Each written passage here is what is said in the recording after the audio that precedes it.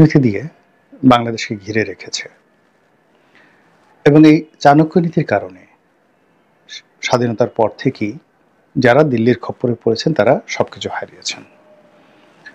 আমি আওয়ামী লীগের জমানাতে বারবার বলে এসেছি, সেই 2009 সন থেকে, যে বঙ্গবন্ধুর হত্যাকাণ্ডের সঙ্গে ভারতের যোগসাজশ ছিল এবং বঙ্গবন্ধুর হত্যাকাণ্ড নিয়ে যে সকল ঘটনা ঘটেছে এবং পরবর্তীতে যে সকল প্রামাণ্য গ্রন্থ রচিত হয়েছে, প্রায় সব জায়গাতেই ভারতের যে অংশগ্রহণ এবং ভারতের যে এখানে কূটচাল ছিল, এটি অনেকে প্রকাশ্যে বলেছেন, অনেকে যাকে বলা হয় গোপনে বলেছেন। যেমন ধরুন, আওয়ামী পন্থী একজন সাংবাদিক ছিলেন, খুব নামকরা সাংবাদিক, এম আর আক্তার মুকুল। তো এম আর আক্তার মুকুলের একটা বই আছে, মুজিবের রক্তলাল। সেই বইটি যদি আপনারা পড়েন, স্পষ্টতই উনি তথ্য এবং প্রমাণ সহকারে কখন কোন তারিখে কিভাবে বঙ্গবন্ধুর হত্যাকাণ্ডের সঙ্গে ভারত জড়িত ছিল সেটি প্রমাণ সহকারে তিনি লিখে গিয়েছেন। পরবর্তীতে জিয়াউর রহমান সাহেবের যে হত্যাকাণ্ড এবং ক্ষমতার পট পরিবর্তন এবং এরশাদের ক্ষমতা আরোহণ, বিএনপির পতন, এর পেছনে ভারতের একটা বিরাট হাত ছিল। ভারত বাংলাদেশে যদি একছত্রভাবে কাউকে ফেভার করে থাকেন, সেই দলটি এবং সেই মানুষটি হলেন জনাব হোসেন মোহাম্মদ এরশাদ এবং তার দল জাতীয় পার্টি। জাতীয় পার্টি ভারতের সঙ্গে এবং আমেরিকার সঙ্গে একটা সম্পর্কের ধারাবাহিকতা বজায় রেখেছেন এবং এখন পর্যন্ত ভারত এবং আমেরিকান লবির 1 নম্বর পছন্দের দল হলো জাতীয় পার্টি। এর বাইরে 111-এর মঈনুদ্দিন ফখরুদ্দিন, কিংবা ধরুন বঙ্গবন্ধু সরকার, কিংবা শহীদ প্রেসিডেন্ট জিয়াউর রহমান সাহেবের সরকার, খালেদা জিয়ার সরকার, শেখ হাসিনার সরকার, এই সব সরকারের সঙ্গে কিন্তু ভারত খেলেছে। তাদের প্রয়োজনে কাছে ডেকে নিয়েছে, আবার প্রয়োজন যখন ফুরিয়েছে তারা ছুঁড়ে ফেলে দিয়েছে এবং তারা সর্প হয়ে দংশন করেছে, ওঝা হয়ে ঝাড় দিয়েছে। যে বঙ্গবন্ধুর হত্যাকাণ্ডের জন্য তারা সর্বশক্তি ব্যয় করেছে, আবার সেই বঙ্গবন্ধুর 2 কন্যাকে তারা আশ্রয় দিয়েছে। এটা সত্য। আওয়ামী লীগের অনেক নেতাকর্মীকে তারা আশ্রয় দিয়েছে। 2024 সালের নির্বাচনের পরে শেখ হাসিনার অহমিকা যেভাবে বেড়ে গিয়েছিল, আত্মবিশ্বাস যেভাবে বেড়ে গিয়েছিল, যেটি ভারত পছন্দ করেনি। ফলে বাংলাদেশে যখন উত্তাল গণ আন্দোলন, এই গণ আন্দোলনের সঙ্গে ভারতের যে যোগসাজশ নেই, কিংবা আমেরিকার যে সরাসরি অংশগ্রহণ এখানে ছিল, এটি এখন ওপেন সিক্রেট। এখানে আবার আমি কথাটা বলি যে আমাদের যে জুলাই আগস্ট বিপ্লব, এই বিপ্লবের সঙ্গে যে ভারতের যোগসাজশ ছিল না, এই কথা স্পষ্ট করে বলা যাচ্ছে না, অর্থাৎ ছিল। আর এই বিপ্লবের পেছনে সরাসরি অংশগ্রহণ করেছে আমেরিকা, অর্থ দিয়ে, অস্ত্র দিয়ে। এটি এখন বলতে গেলে ওপেন সিক্রেট এবং এটি নিয়ে দেখবেন যে ডোনাল্ড ট্রাম্পের আমলে তদন্ত হবে।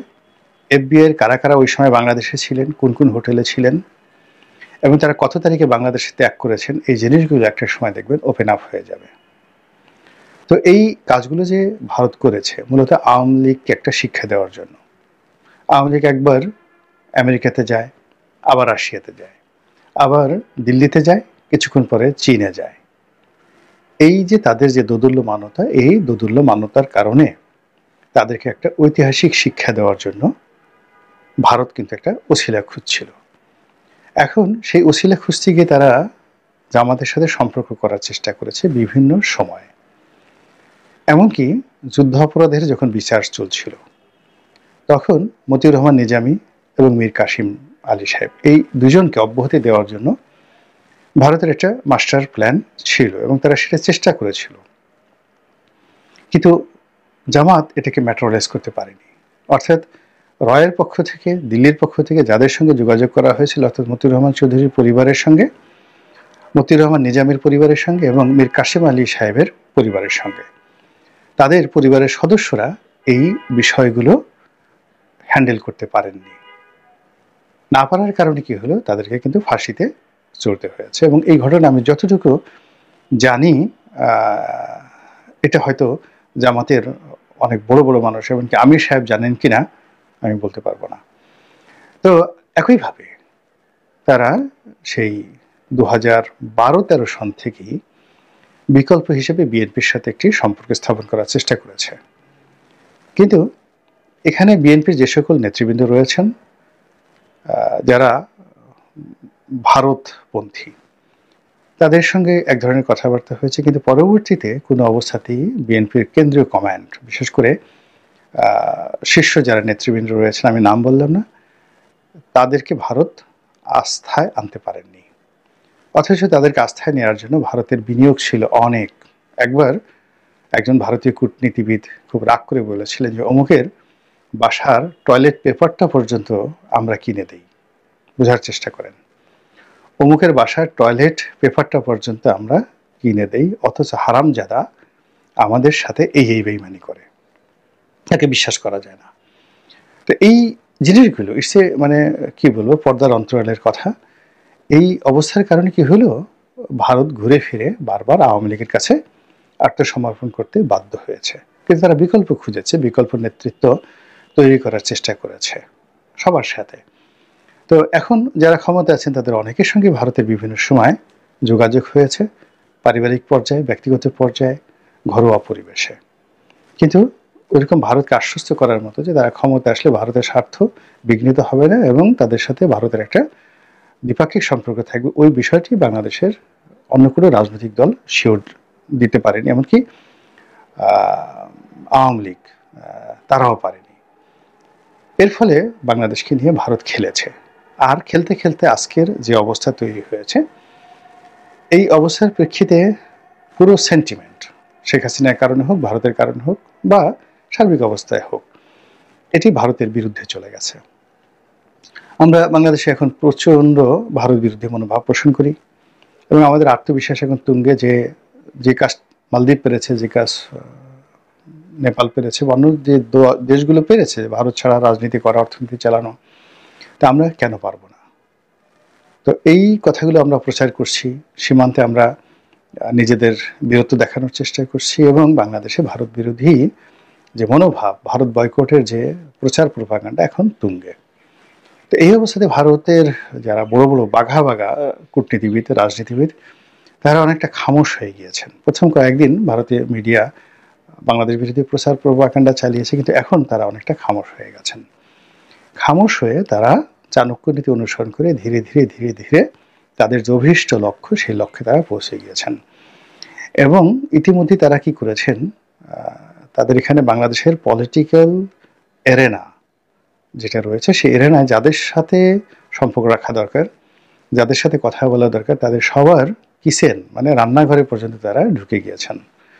অনেকে ভারতীয় কূটনীতিবিদদের বাসায় দাওয়াত গ্রহণ করেছেন, কূটনীতিবিদরা অনেকের বেডরুমে ঢুকে গিয়েছেন এবং সেখানে আলাপ আলোচনা করে মোটামুটি তারা বেশিরভাগ জায়গাতে বাংলাদেশের যে বড় বড় রাজনৈতিক দলগুলো রয়েছে সবাইকে ভারতের ব্যাপারে অলমোস্ট নিউট্রালাইজ তারা করে ফেলেছেন। এখন দেখুন, গত 15 দিন যদি আপনি দেখেন যে বাংলাদেশের বৃহৎ কোনো রাজনৈতিক দল, এমনকি রাস্তার যে ছোট ছোট রাজনৈতিক দল, সেই রাজনৈতিক দলগুলো ভারতের বিরুদ্ধে কথাবার্তা বলছে না।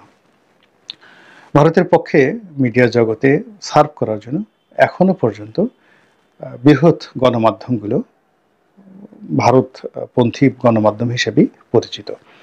এবং এখানে প্রথম আলো, ডেইলি স্টারকে সবাই গালাগাল করে যে তারা ভারতের মদদে চলে এবং ভারতের এজেন্ডা বাস্তবায়ন করে। এটা সত্য মিথ্যা পরের ব্যাপার, এ ধরনের প্রচারণা রয়েছে। কিন্তু এর বাইরে অন্যান্য যে সকল মিডিয়া রয়েছে, সে সকল মিডিয়া যে ভারতপন্থী নয় আপনি বলতে পারেন। একমাত্র আমার দেশ ছাড়া আর দেশের বাইরে থেকে মাহমুদ মানে পিনাক রঞ্জন সহ অন্যান্য কিছু ইউটিউবার রয়েছেন যারা প্রতিনিয়ত ভারত বিরোধী প্রচারণা করেন। এর বাইরে সত্যিকার অর্থে এখানে যারা রাজনীতি করতে চান, ক্ষমতায় আসতে চান, তারপর গণমাধ্যম চালাতে চান, তারপর ব্যবসা বাণিজ্য চালাতে চান, তারা অলানে ছাড়েন। গত 2 বার ধরে একেবারে খামোশ হয়ে গিয়েছেন ভারতের ব্যাপারে। এমনকি আপনি যদি বলেন যে ডক্টর মোহাম্মদ ইউনূস এবং তার যারা কর্তা ব্যক্তি ছিলেন তাদের মধ্যে যে ভারত বিরোধিতা ছিল এবং যেভাবে ভারতের বিরুদ্ধে তারা বিষোদ্গার করে নিজেদেরকে বীর প্রমাণ করার চেষ্টা করতেন, তারাও এখন উল্টো কথা বলা শুরু করেছেন। স্বয়ং ডক্টর মোহাম্মদ ইউনূস তিনি বলেছেন যে ভারতের সঙ্গে কূটনৈতিক সম্পর্ক স্থাপন না হওয়া দুঃখজনক এবং আমাদের জন্য অত্যন্ত বেদনার। আমাদের প্রতিবেশী রাষ্ট্রটির সঙ্গে আমাদের একটা ভালো বন্ধুত্ব হবে, এটি আমাদের আশা। তো এর চেয়ে আর বন্ধুত্বপূর্ণ সাবমিশন থাকতে পারে না। কিন্তু এই কথাটি কিন্তু প্রথমে তিনি বলেননি। তিনি ক্ষমতায় এসে প্রথমে যেটা বলেছেন সেটা হলো যে আমরা ভারতের চোখে চোখ রেখে কথা বলবো এবং আমাদের সাথে যে সম্পর্কটি হবে সেটি হলো সমতার ভিত্তিতে একটি সম্পর্ক হবে। কিন্তু সেই জায়গাটাতে কিন্তু এখন বাংলাদেশ নেই। ইতিমধ্যে আপনি দেখেছেন যে ভারতের রাষ্ট্রদূত তিনি যে একটা অনুষ্ঠান করেছেন র্যাডিসন ওয়াটার গার্ডেনে, সম্ভবত ভারতের যে জাতীয় দিবস উপলক্ষে বা কোন একটা অনুষ্ঠান উপলক্ষে ইয়ারলি এটা করেন। সেখানে দলমত নির্বিশেষে সবাই গিয়েছেন। এমনকি রাজপথে যারা ভারতকে 10টা গালি না দিয়ে যে সকল তরুণ রাজনীতিবিদ, একেবারে তরুণ রাজনীতিবিদ যাদের মূলত ব্যাপ্তি বিস্তৃতি এসছে ভারতকে গালাগাল করে, তো তারাও ইদানিং ভারতকে কোনো কথা বলছেন এবং তারাও সেই অনুষ্ঠানে আমন্ত্রিত ছিলেন। তো কাজেই ভারত পুরো বিষয়গুলোকে নিয়ে যেভাবে ম্যাটিকুলাসলি এগুচ্ছে এবং এটা এই জানুয়ারি মাসে এসে তাদের এই মিশনটা পূর্ণ হয়েছে। ফলে ফেব্রুয়ারি মাসে আপনি নতুন একটা প্রেক্ষাপট দেখতে পাবেন এবং ভারত যে সব দলগুলোর সাথে যে সমঝোতা করেছে এবং সেই সমঝোতার প্রেক্ষিতে রাজনৈতিক দলগুলো নিজেরা প্রতিযোগিতা করবে, সরকারের সঙ্গে রাজনৈতিক দলের বিরোধিতা থাকবে, কিন্তু মধ্য থেকে যেটি হচ্ছে ভারতকে টার্গেট করে যে সকল কথাবার্তা হতো রাজনৈতিক অঙ্গনে সেটি আর রাজনৈতিক দলগুলো করবে না। এবং সেটি যদি না হয় তাহলে আমাদের যে ঐক্য এবং সংহতি এটি নষ্ট হয়ে যাবে। এর কারণ হলো যে আওয়ামী লীগের মতো একটা বৃহৎ শক্তিকে আমরা শত্রু মনে করে যেভাবে আমরা ঐক্যবদ্ধ হয়েছি জুলাই আগস্টে, সেটি এই আগস্ট বিপ্লবের পরে আওয়ামী লীগ মার্চ ছেড়ে দেওয়ার পরে সেটির একমাত্র উপলক্ষ্য ছিল ভারত। তো ভারতের সেই জায়গাটা যদি আমাদের ছুটে যায় তাহলে আমরা কার সঙ্গে বিরোধিতা করব? আওয়ামী লীগ নাই, ভারত নাই, সীমান্ত নেই, আমাদের এখন তাহলে বিরোধিতা করতে হবে নিজেদের মধ্যে বিরোধিতা করতে গেলে আমরা একজনকে বলবো ও জালেম, আর একজনকে বলবো ও ভণ্ড, আরেকজনকে বলবো ভুয়া মুক্তিযোদ্ধা, আরেকজনকে বলবো ও মুক্তিযুদ্ধের বিরোধিতাকারী রাজাকার। এবং এই নিজেদের মধ্যে যখন এই দ্বন্দ্ব এবং সংঘাত খুব প্রবল আকার ধারণ করবে, ঠিক সেই সময়টাতে ভারত কি যে কূটনীতির চাল চালবে বা কি যে চাণক্য নীতি প্রয়োগ করবে এটি আপনারা অনেকে হয়তো কল্পনা করতে পারবেন কি বা পারবেন না আমি জানি না, কিন্তু আমার মনোমস্তিষ্কে এখনো পর্যন্ত ঢুকছে না। মহান আল্লাহ রাব্বুল আলামিন আমাদের সবাইকে হেদায়েত দান করুন এবং হেফাজত